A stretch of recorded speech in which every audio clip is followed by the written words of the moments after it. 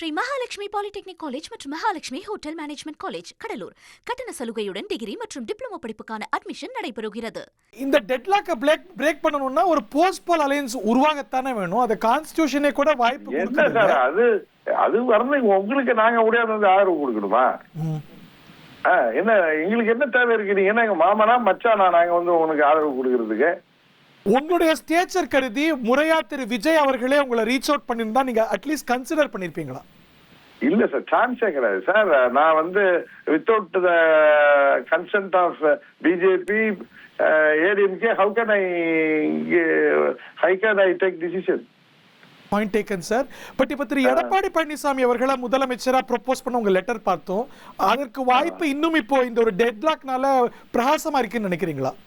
அதாவது சார், அந்த லெட்டர் நான் ஒண்ணுங்க தவறாது வந்து ஊடகத்துல எல்லாம் போட்டீங்க. அதாவது நான் அந்த லெட்டரை எதுக்கு எடுத்து போனேன்னா, நான் ஒரு இபிஎஸ்க்கு ஆதரவா அவர் அழைக்கணும் அப்படின்னு சொல்லி கொடுக்க போல. இந்த ஒரு லெட்டர் தான் எங்க எம்எல்ஏ சைன் பண்ணி நான் வாங்கினது. வேற எந்த லெட்டரும் அவர் கொடுத்திருக்க வாய்ப்பு இல்லை. ஏன்னா சாயங்காலம் 5 மணி 5:30 மணியோ 6 மணிக்கு பிஏ போய் அவர்கிட்ட வாங்கிட்டு வர்ற கடிதம் இது. இதுல வந்து இபிஎஸ் அவர்கள் முதல்வருக்கு எங்கள் ஆதரவுன்னு சொல்லி கட்சி சார்பா பொதுச்செயலாளர் நானும் எம்எல்ஏ அவரு கையெழுத்து போட்டிருக்காங்க. இந்த ஒரு கடிதம் தான் நாங்க இன்னைக்கு அவர்கிட்ட கையெழுத்து வாங்கணுமே தவிர சார் இந்த மாதிரி போர்ஜரி கடிதம் அவர் அனுப்பல.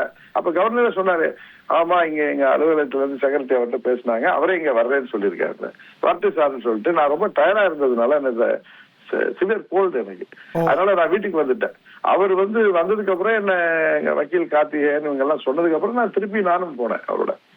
பட் உங்க எம்எல்ஏவும் பால் மாறினாரா அப்படிங்கிற கேள்வி இருந்தது. தொடர்பு எல்லைக்கு வெளியில இருந்தாரு, அவர் கொஞ்சம் லூர் ஆனாரு அப்படிங்கிற ஒரு புரிதல் இருக்கு. தொடர்பு அவரு வந்து எல்லாரோடையும் தொடர்புல தான் இருந்துட்டு வந்திருக்காரு வக்கீல்கிட்ட எல்லாம். அவரு நான் யூஸ்வலா அவர்கிட்ட வாட்ஸ்அப்ல பேசுவோம். அந்த போனை வந்து கவர்னர் மாளிகையில இருந்து இவர்கிட்ட கேட்டதும் இவரு ரொம்ப பதறி இருக்காரு. நம்ம எங்க அண்ணனுக்கு தானே ஒரு லெட்டர் கொடுத்தோம், நம்ம வேற ஒண்ணும் லெட்டர் கொடுக்கலையே, நாங்க வர்றோம் சார்னு சொல்லிட்டு வந்தவரு.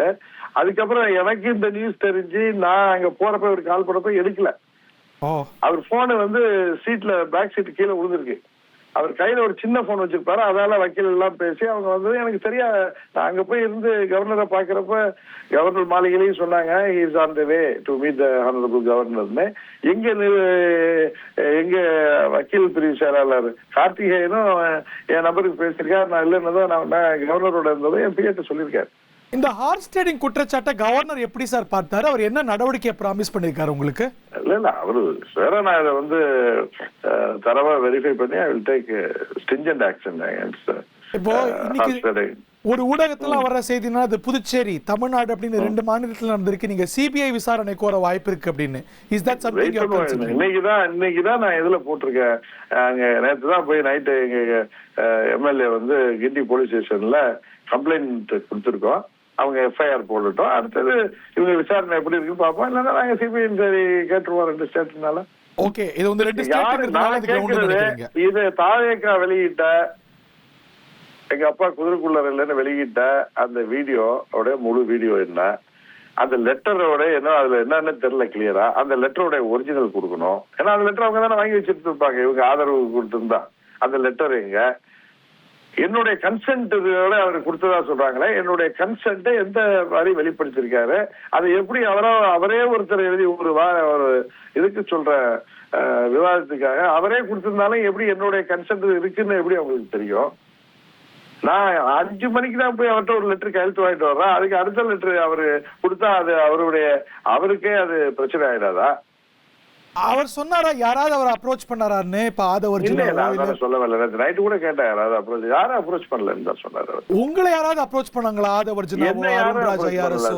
இல்ல எப்படி சார் அப்ரோச் பண்ணுவாங்க? அவங்கதான் என்டிஏ கூட்டணியில எங்க ஆதரவு யார்ட்டையும் கேட்கலன்னு சொன்னாங்க. என்கிட்ட யாரும். இப்போ ஒரு டெட்லாக் எப்படியாவது பிரேக் பண்ணி ஆகணும். அதுல உங்க ஒரு நம்பர் ரொம்ப முக்கிய பங்கு வகிக்குது. சோ நீங்க என்ன ஒரு மாற்று ஏற்பாடு ப்ரப்போஸ் பண்ணீங்க? இபிஎஸ்க்கு வாய்ப்பு வருது சார். அப்ப நாங்க ஓட்டு போடுவோம் சார். இபிஎஸ்க்கு வாய்ப்பு வந்தாலா? ஆமா ஆமா அதான். பட் அதுக்கான முயற்சிகள் இருக்கு. கூட்டணியில ஜெயிச்சு வந்திருக்கிறப்ப நாங்க எங்க கூட்டணி நாங்க வந்து காங்கிரஸ் மாதிரி ஒரு கூட்டணியில ஜெயிச்சுட்டு அடுத்த நாள பல்ட்டி அடிச்சு அந்த பல்ட்டி ஆகாச பல்ட்டி அடிச்சு வேற பக்கம் போறவங்க கிடையாது. நாங்க அந்த எத்திக்ஸோட இருக்கணும்னு நினைப்போம். எங்களுக்கு கண்ணியமா இருக்கணும்னு நினைப்போம். அந்த கூட்டணியில அவங்க உழைப்பு ஓட்டெல்லாம் வாங்கிட்டு வந்திருக்கோம். அவங்க உழைப்பை எடுத்துட்டு நாங்க வேற பக்கம் போக முடியுமா? பட் அதுக்கான சூழல் உருவாயிட்டு நினைக்கிறீங்களா திரு பழனிசாமி அவர்கள் முதல்வராக? உருவாகுன்னு என்னுடைய நம்பிக்கை சார். என்னுடைய நம்பிக்கை இப்ப இது முடியாம போனுச்சுன்னா அடுத்தது திமுக வந்து அவங்க எதிர்கட்சி வரிசையில் இருக்கிறப்ப எங்களுக்கு வாய்ப்பு கிடைக்கும். அப்ப நாங்க இதே இந்த தூய சக்தியை கூட தமிழ்நாட்டுல நீங்க இப்ப அவங்க எல்லாம் சொல்றாங்கல்ல ஒரு ஆட்சி அமையறதுக்கு நாங்க கேட்போம். பட் அப்படி ஒரு முயற்சி நடந்தா அது திமுகவுடைய ஆதரவோட தான் வாய்ப்பு இருக்கு. இப்போ பால் டாயில் கார்பெட்னு சொல்லிட்டு ஒண்ணு சேர்ந்தா மக்கள் எப்படி பாப்பாங்க சார்? சார் இந்த 108 சீட்டு கொடுத்துட்டு பெரிய தூய சக்தி நான் தேவதூதன் நான் ஊழலை ஒழிக்க வந்தேன்னு சொல்லிட்டு அம்பேத்கருடைய கொள்கை வழிகாட்டியில அம்பேத்கரை வச்சுட்டு அவர் உருவாக்கிய அந்த அரசியலமைப்பு சட்டத்துக்கே தூக்கி தரையில போட்டு மிதிக்கிற மாதிரி போய் கவர்னர்கிட்ட துணிச்சலா உங்களுக்கு துணியும் சம்பந்தம் இல்லாத உங்களை வெற்றி பெற்ற எம்எல்ஏவை அவர் ஒற்றை எம்எல்ஏனால அவரை மிரட்டி பிடிச்சிக்கலாம் அப்படிங்கிற எண்ணத்தோட ஒரு ஃபோர்ஜரி லெட்டர் கொடுக்கிற தைரியம் எப்படி வந்தது? அதற்கான பதிலை திரு விஜய் அவர்களும் அந்த குழுவினரும் சொல்லித்தான் ஆக வேண்டும். அதை நான் விடவே போறதில்லை. இன்னொன்னு நம்ம ஊர்ல எல்லாம் நம்ம நிறைய பாக்குறோம், ரொம்ப அப்பாவி பெண்களை அவங்க உடை மாற்றுறப்போ குளிக்கிறப்போ அதை வீடியோவோ போட்டோவோ எடுத்துட்டு அவங்களை எவ்வளவு வன்முறைக்கு ஆளாறாங்கன்னு கேள்விப்பட்டிருக்கோம். அதே மாதிரி ஒரு ஃபோர்ஜரியா ஒரு இதை தயார் பண்ணியோ இல்ல ஒரு வீடியோவை காமிச்சு எங்க எம்எல்ஏவை இந்த ஃபோர்ஜரி லெட்டர் கொடுத்துட்டு அதுக்கப்புறம் கூட மிரட்டி ஆதரவு கேட்டுக்கலாமே. இவங்கதான் ஃப்ளோர் டெஸ்ட்டுக்கு எங்களை கூப்பிடுன்னு கேட்கறாங்களே. இது என்ன இது என்ன நாயகரே? இது வந்து எப்படி நீங்க சொல்றீங்க? எங்க எம்எல்ஏ இன்வால்வ் ஆயிருக்கா, அவங்க அழைச்சிட்டு போயிருக்க வேண்டியது தானே. எங்க எம்எல்ஏ அன்னைக்கு சோன் அவங்கள்ட்ட இன்ட்ரெஸ்ட் இருந்தா ஒரே எம்எல்ஏ தானே அவருக்கு கட்சி தாவல் தடை சட்டம் ஒன்றும் அவர் மேல பாயாது. அவ்வளவு தூரம் வந்து கார்ல உட்கார்ந்து சைன் போட்டு கொடுத்தா அவர் அப்படியே அழைச்சிட்டு போயிருக்க வேண்டியது தானே அவங்க. ஓகே, அவர் ஒரு மிரட்டலுக்கு உள்ளாக்கப்பட்டாரா? அந்த மாதிரி கோயர்ஷன் இருந்ததுன்னு நீங்க எதாவது கேள்விப்படுறீங்களா? இல்ல அது மாதிரிலாம் ஒண்ணுமே ஓகே. அவருக்கு தெரியல. அவர் ஆக்சுவலா பாண்டிச்சேரியில என்கிட்ட ஊருக்கு போறேன்னு சொன்னவரு அங்க பாண்டிச்சேரியில வந்து ஷாப்பிங் பண்ணிட்டு இருக்கிறப்ப இவர்த்த கவர்னர் மாளிகையில இருந்து இந்த கால் வந்ததும் அலறி அடிச்சுட்டு வந்திருக்காரு. நானும் கவர்னர் மாளிகைக்கு போனேன், இந்த நியூஸை பார்த்துட்டு ஏடிசிக்கு போன் பண்ணி அப்பாயின்மெண்ட் வாங்கிட்டு போறப்ப இவருக்கு 2 டைம் ட்ரை பண்ணேன். எனக்கு நாட் ரீச்சபிளா இருந்தாரு. அப்புறம் நான் போய் உட்கார்ந்து அங்க கவர்னருக்கு வெயிட் பண்ணிட்டு இருக்கிறப்பதான் தெரிஞ்சிச்சு ஹி இஸ் ஆன் த வே அப்படின்னு ஏடிசி அவங்க செக்ரட்டரி பேசினதாகவும் எனக்கு அங்க உள்ளார தகவல் சொன்னாங்க.